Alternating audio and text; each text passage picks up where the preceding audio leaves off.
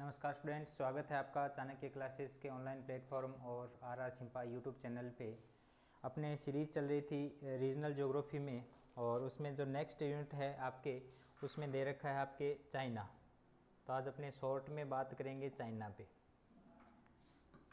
Third unit जो है आपकी वो चाइना चीन पे बात करेंगे। बिल्कुल शॉर्ट में बात करेंगे क्योंकि आपने डिटेल में काफ़ी कुछ पढ़ रखा होगा। तो चलिए देखिए, सबसे पहले मैंने आपको बताया कि जो भी रीजनल स्टडी अपने करेंगे तो सबसे पहले उस रीजन की या उस देश का जो है अपने को लोकेशन पता होनी चाहिए, है ना। लोकेशन के साथ साथ थोड़ा सा का आइडिया आपको उसके मैप का भी होना चाहिए, है ना। थोड़ा सा आइडिया मैप का भी होना चाहिए। मैंने कहा कि मैप जो है आपको बना के आने हैं। तो चाइना के मैप की अगर हम बात करें तो कुछ इस तरीके का ये मैप बनेगा। कलर चेंज करता हूँ। ये देखिए, कुछ इस तरीके से जो है आपने मैप बनाना है चाइना का।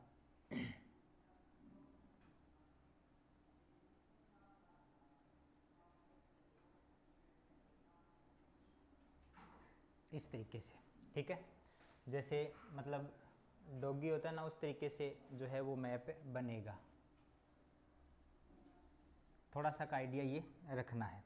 उसके बाद मैंने आपको बताया कि इनकी लोकेशन जो है वो भी आपको पता होनी चाहिए, क्योंकि लोकेशन से क्या है आपको क्लाइमेट के, वहाँ की क्लाइमेट का पता चलेगा और क्लाइमेट से मोटा मोटा आइडिया आपको वहाँ की मिट्टी सॉइल्स का भी हो जाएगा।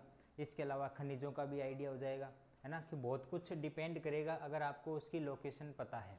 तो सबसे पहले देखिए, इसकी लोकेशन अगर अपने बात करें तो कहाँ से कहाँ तक है। तो 18 डिग्री उत्तरी अक्षांश से लेके 54 डिग्री उत्तरी अक्षांश, यानी 18 डिग्री से 54 डिग्री उत्तरी अक्षांश के बीच में है। तो इसका मतलब आपको ये आइडिया हो जाना चाहिए कि इसका जो ज़्यादातर एरिया है 23.5 यहाँ होता है, 23.5। तो इसका मतलब 18 यहाँ कहीं से स्टार्ट होता है और कहाँ तक है, 54 डिग्री तक है। तो इसका मतलब इसका जो दक्षिणी भाग है वो तो किस कटिबंध में, किस क्लाइमेट जोन में आ रहा है, उष्ण कटिबंध में। जबकि इसका ज़्यादातर पार्ट किस में आ रहा है, शीतोष्ण कटिबंध में। किस में, शीतोष्ण कटिबंध में। चलिए उसके बाद बात करें इसके देशांतर की। तो देशांतरीय जो विस्तार है इसका वो है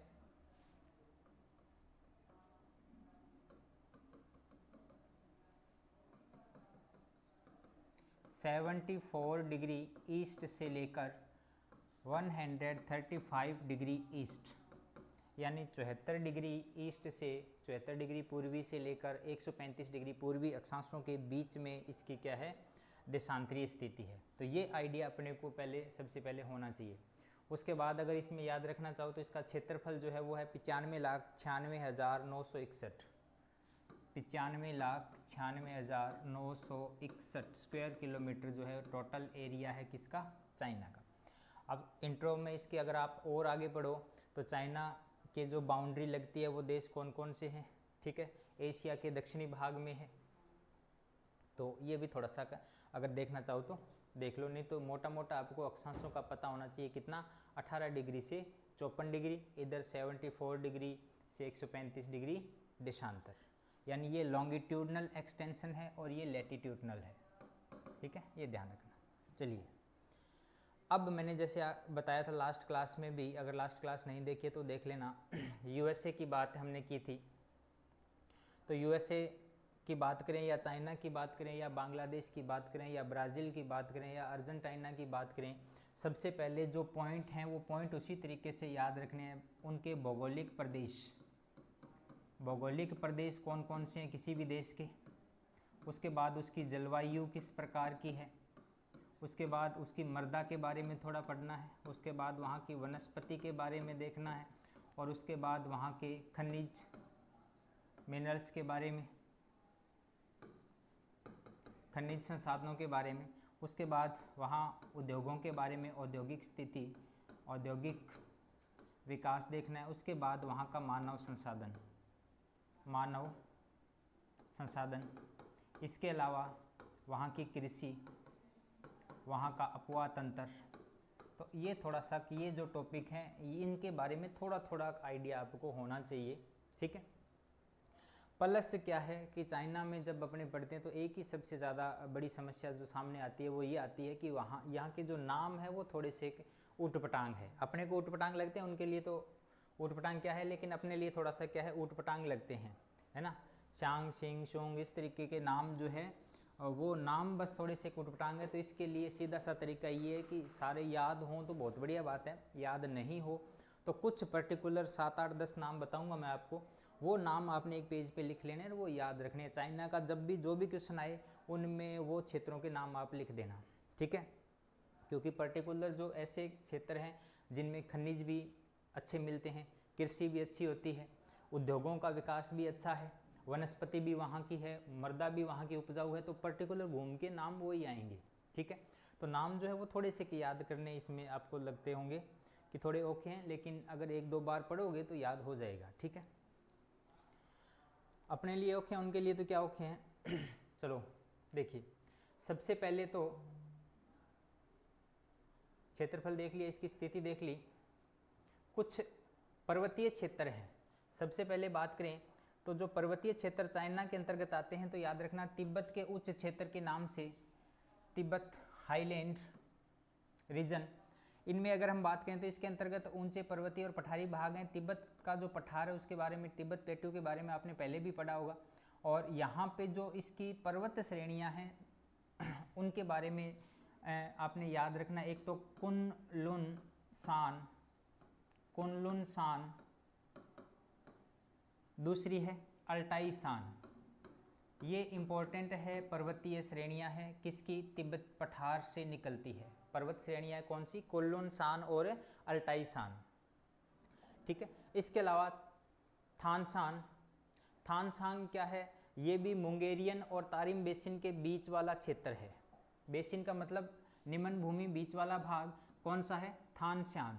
किसके बीच में है, मुंगेरियन और तारिम बेसिन के बीच में स्थित है। चलिए,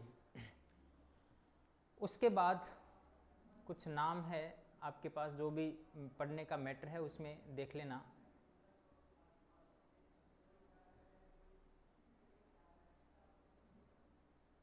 ये इंपॉर्टेंट है, नोट कर लेना। जेचुआन बेसिन, छोटा क्वेश्चन भी आ सकता है कि जेचुआन बेसिन क्या है।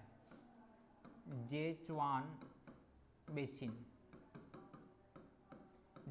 बेसिन की अगर अपने बात करें, जेचुआन बेसिन की, तो इसको क्या बोलते हैं, रेड बेसिन भी बोलते हैं। क्या बोलते हैं, रेड बेसिन। अब जेचुआन की क्या खासियत है, जेचुआन जो है चीन के पश्चिमी भाग में स्थित है और यहाँ का जो मैदान है, यहाँ का किसका, जेचुआन बेसिन या रेड बेसिन का एक मैदान है जिसका नाम है चेंगटू का मैदान। ये जो चेंगटू का मैदान है ये कृषि के लिए काफ़ी प्रसिद्ध है, खास करके गेहूं उत्पादन के लिए। वीट प्रोडक्शन जो है वो सबसे ज़्यादा जो होता है चाइना का, वो रेड बेसिन से होता है, जेचुआन बेसिन से होता है। तो छोटा क्वेश्चन आ सकता है कि जेचुआन बेसिन क्या है, या सीधा नाम लिख दे जेचुआन और आपको कहे कि 2 3 लाइनों में आप इसको डिफाइन कीजिए, या आ जाए सीधा रेड बेसिन, ठीक है। तो यहाँ पे जो है कृषि अच्छी होती है और ख़ास करके किसकी, गेहूं की, वीट की। तो जेचुआन बेसिन को याद रखना। और इसमें जो मैदान है उसका नाम है चेंगटू का मैदान।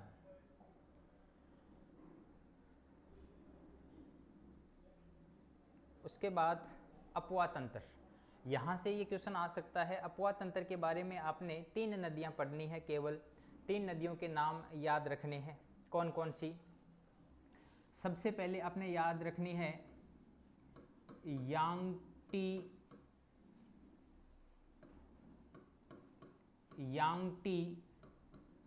सिक्यांग, याद रखना है यांगटी सिक्यांग। चीन की सबसे जो लंबी नदी है वो कौन सी है, यांगटी सिक्यांग है।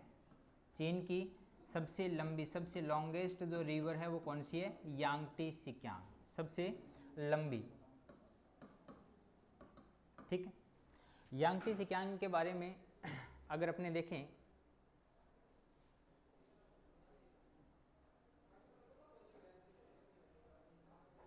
तो देखिए ये रहा यांगटी सिक्यांग, चीन के मध्य भाग में प्रवाहित होती है। इस नदी की कुल लंबाई 5,557 किलोमीटर, 57 किलोमीटर है। सबसे बड़ी नदी है, चीन की सबसे बड़ी नदी है। इस नदी का कुल क्षेत्रफल 20% के आसपास है, यानी टोटल चाइना के 20% भाग को ये जो है ड्रेनेज करती है, अपवाहित करती है। इसके अलावा ये कहाँ से निकलती है, तो ये तिब्बत पठार से निकलती है। तिब्बत पठार में अगर पर्टिकुलर जगह की बात करें तो कौन सी, तांगला श्रेणी, कौन सी से, तांगला श्रेणी से निकलती है, ठीक है। उसके बाद कहाँ बहती है, कहाँ नहीं बहती, इसका कोई ज़्यादा याद रखने की जरूरत नहीं है। अब एक बात याद रखनी है कि मैंने रेड बेसिन के बारे में बताया, तो रेड बेसिन का जो निर्माण है वो किस नदी के द्वारा होता है, तो वो यांगटी सिक्यांग नदी के द्वारा होता है। यांगटी सिक्यांग नदी के द्वारा किसका निर्माण होता है, रेड बेसिन का, और वो सबसे उपजाऊ क्षेत्र है किसका, चाइना का। चलिए, यांगटी सिक्यांग के बारे में बस इतना सा याद रखना। उसके बाद सीधा क्वेश्चन 2 नंबर वाला आ सकता है कि यांगटी सिक्यांग क्या है, तो आपको पता होना चाहिए चीन की क्या है, नदी है, और चीन की सबसे बड़ी नदी है अपवा क्षेत्र की दृष्टि से। उसके बाद है सिक्यांग नदी, कौन सी नदी, सिक्यांग, जिसकी टोटल लेंथ कितनी है, 2655 किलोमीटर। ये चीन के दक्षिणी भाग में प्रवाहित होती है, यूनान पठार से निकलती है। कौन से प्लेटू से निकलती है, यूनान प्लेटू से निकलती है, ठीक है। ये लगभग 800 किलोमीटर, 800 किलोमीटर तक क्या है, बोट के लिए यूज की जाती है, यानी नाव चलाने के काम में भी ले जाती है। उसके बाद जो इम्पोर्टेंट है वो है वांग हो नदी। कौन सी, वांग हो, वांग हो नदी, जिसकी कुल लंबाई 4845 किलोमीटर है। इम्पोर्टेंट है, नोट कर लेना, वांग हो, वांग हो नदी 4845 किलोमीटर। इसको क्या कहा जाता है, चीन का शोक। क्या कहा जाता है, चीन का शोक, क्योंकि इसमें हर साल क्या है, फ्लड आती रहती है, बाढ़ें आती रहती है, तो इसलिए इसको क्या बोला जाता है, narrow of China, sorry sorrow of China, sorrow of China बोला जाता है चीन का शोक। किस नदी को, वांग हो नदी को, ठीक है। और वांग हो नदी के द्वारा जो मैदान निर्मित होता है उसको पीला मैदान बोलते हैं। वांग हो नदी का जो ड्रेनेज है, जहाँ तक इसका पानी जाता है उस एरिया को पीले मैदान के नाम से भी जाना जाता है, येलो प्लेन, पीला मैदान, येलो प्लेन। या फिर आप कह सकते हो कि वांग हो को पीली नदी भी कहा जाता है, येलो रिवर भी कहा जाता है। ऐसा क्यों होता है, क्योंकि उधर चिल्ली, ये आपके यूरोप से आने वाली जो पौने हैं उनके साथ क्या है कि पीली मिट्टी आती है, पीली मिट्टी आती है, और उस पीली मिट्टी के कारण इस नदी का जो कलर है पानी का वो लगभग क्या हो जाता है, येलोविश हो जाता है, पीलेपन युक्त हो जाता है, इसलिए इसको क्या बोलते हैं, पीली नदी भी बोलते हैं।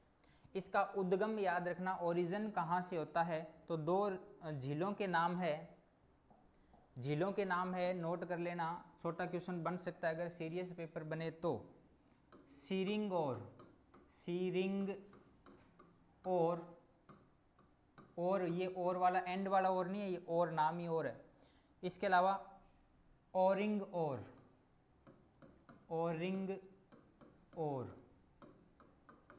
ठीक है। ये 2 झीलें हैं जहां से उद्गम होता है किस नदी का, वांग हो नदी का, ठीक है। उसके बाद पित्त सागर में गिरती है। चलिए, प्राकृतिक वनस्पति, वनस्पति के बारे में मैं आपको बताया कि वनस्पति के बारे में आपने वनों के जो प्रकार है वो नाम याद रखने हैं। लगभग देशों में जो है वनों के जो प्रकार है वो लगभग एक जैसे से हैं, तो वनस्पति में वनस्पति के जो नाम यूएसए वाली क्लास में मैंने आपको बताए थे वो नाम जो है अपने याद रखने हैं। कुल कितने % पे, चीन के प्राचीन काल में अगर बात करें तो चीन के 41% भाग पे वन हुआ करते थे, लेकिन वर्तमान में औद्योगिक विकास के कारण वर्तमान में केवल और केवल चीन के 10% भाग पे ही वनों का विस्तार है, ठीक है। और जिसके कारण क्या है, काफ़ी जो है प्राकृतिक प्रकोप, बाढ़ वगैरह इनका प्रभाव रहता है। भूमि की वनस्पति स्टेपी घास। स्टेपी घास कल हमने पढ़ा था, स्टेपी घास कहाँ पढ़ा था? यूरेशिया में।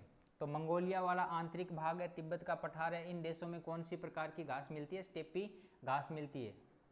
शीतोष्ण कटिबंध में है ये। शुष्क झाड़ियाँ, ठीक है। मिश्रित वन, जेचवान बेसिन वाले भागों में वन, उष्ण कटिबंधीय चौड़ी पत्ती वाले वन, इस तरीके से जो है नाम याद रखना। उसके बाद आती है कृषि। अब देखिए कृषि में अगर बात करें तो चाइना जो है वो लगभग विश्व में पहली रैंक पे है। चाहे आप चावल की बात करें, चाहे आप गेहूं की बात करें, तो चीन का जो उत्पादन है विश्व में सबसे ज़्यादा है। तो चावल की खेती आरंभ से ही यहाँ एशिया महाद्वीप में चाइना में होती है। अब मैंने आपको बताया कि अगर मान लो किसी फसल में आगे कोई मैटर याद नहीं है तो आपने क्या लिखनी है, जैसे चावल है, राइस के बारे में अगर आप बात करें तो इसकी आवश्यक दशाएं यानी कंडीशन क्या होनी चाहिए? आवश्यक दशाएं, कंडीशन। तो चावल आपको पता है ट्रॉपिकल क्रॉप्स है, उष्ण कटिबंधीय फसल है, तो इसके लिए अधिक तापमान चाहिए, पानी का जो सिंचाई है, इरिगेशन है वो ज़्यादा चाहिए। इसके अलावा श्रमिक भी चाहिए, उपजाऊ मिट्टी भी चाहिए, ठीक है, ट्रांसपोर्टेशन भी चाहिए, ठीक है, लोगों की डिमांड है वो भी चाहिए। इसका मतलब ये हो गया कि आवश्यक दशाओं में आप कई सारे पॉइंट लिख सकते हो। उसके बाद कुछ थोड़े से एक डाटा आपने याद रखने हैं। डाटा क्या याद रखने की? चावल एशिया महाद्वीप का लगभग 50% चावल का उत्पादन चाइना करता है। एशिया महाद्वीप का कितना? 50%। एशिया के देश विश्व के कुल चावल उत्पादन यानी सभी एशिया के देशों को अगर मिला दिया जाए तो वो टोटल विश्व का 92% चावल उत्पादन करते हैं, जिसमें भारत भी आ जाता है, बांग्लादेश भी आ जाता है, यानी चीन के आसपास वाले सारे देश आ जाते हैं। अकेले चीन की बात करें तो एशिया महाद्वीप का सबसे ज़्यादा चावल उत्पादन करने वाला देश कौन सा है? चीन। विश्व का भी सबसे ज़्यादा उत्पादन करने वाला कौन है? चीन। कांप मिट्टी होनी चाहिए, ठीक है, कृषि युक्त समतल भूमि होनी चाहिए, इस तरीके की आवश्यक दशाएं हैं। उसके बाद आती है बात किसकी? गेहूं की। अब देखो जगह की बात करें, अब चाइना में अगर आप बात करो कि राइस कहाँ कहाँ पे होता है तो आपको मैं पर्टिकुलर कुछ नाम लिखवाऊंगा, वो नाम ही आपने बार बार लिखने हैं हर जगह, ठीक है। चलिए गेहूं आपको पता है शीतोष्ण कटिबंधीय फसल है, यानी मध्यम तापमान चाहिए। इसके लिए आवश्यक दशाएं क्या चाहिए कि बोते टाइम तापमान कम होना चाहिए, कटते टाइम जैसे अपने यहाँ पे मार्च अप्रैल में फसल जो है गेहूं की काटी जाती है तो इस टाइम तापमान थोड़ा ज़्यादा चाहिए, ठीक है, और उपजाऊ मिट्टी चाहिए। तो ये सारी चीज़ें आप लिख सकते हो। अब विश्व के कुल उत्पादन का चाइना जो है वो लगभग कितना करता है? 16% के आसपास उत्पादन करता है। पूरे विश्व का सबसे जो गेहूं है कुल उत्पादन में लगभग कितना रखता है? 16% रखता है, ठीक है। कहाँ कहाँ पे होता है? तो देखिए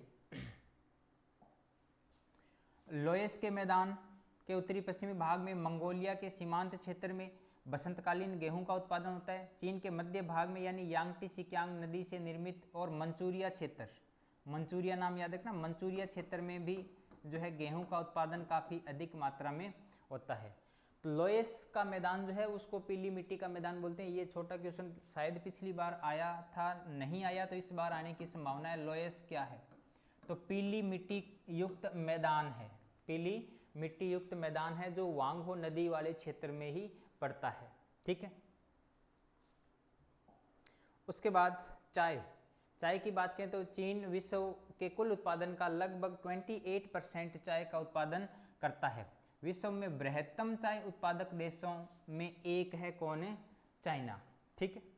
चलिए उसके बाद कपास भी क्या है? उष्ण कटिबंधीय फसल है और किस काल में बोई जाती है? ग्रीष्म काल में बोई जाती है। तापमान इनके लिए अधिक चाहिए, श्रमिकों की आवश्यकता पड़ती है, काली मिट्टी में ये सबसे ज़्यादा उत्पादन देती है फसल, ठीक है। इस तरीके से अपने आवश्यक दशाओं को भी साथ में इंक्लूड करना है।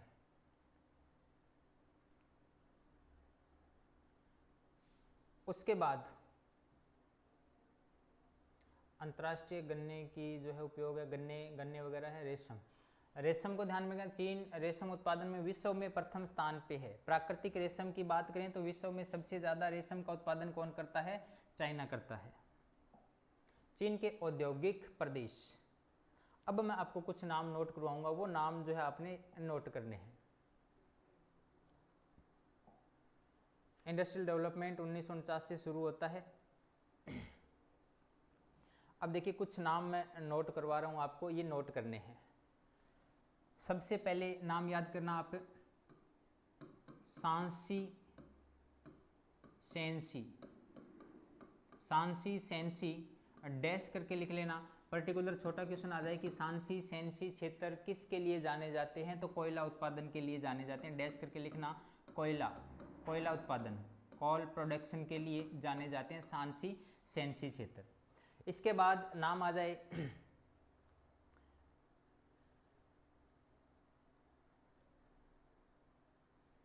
पेनकी, क्या नाम आ जाए, पेनकी। पेनकी की अगर बात करें तो लो एशक से संबंधित जो भी बात आएगी वहां पे आपने क्या करना है, पेनकी क्षेत्र का जिक्र करना है, लो एशक, लो उत्पादन। उसके बाद कुछ नाम और नोट कर लेना, कौन कौन से,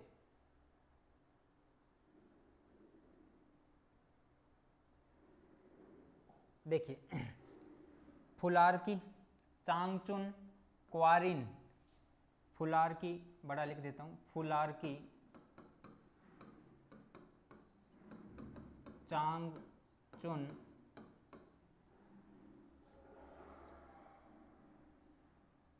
ठीक है, ये दो नाम और नोट कर लेना। उसके बाद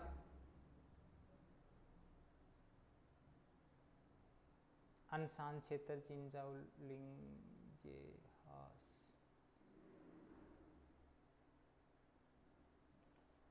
हुनान और होप्पे, अगले दो नाम नोट करना, हुनान, हुनान, होप्पे, हुनान, होप्पे, सांटुंग,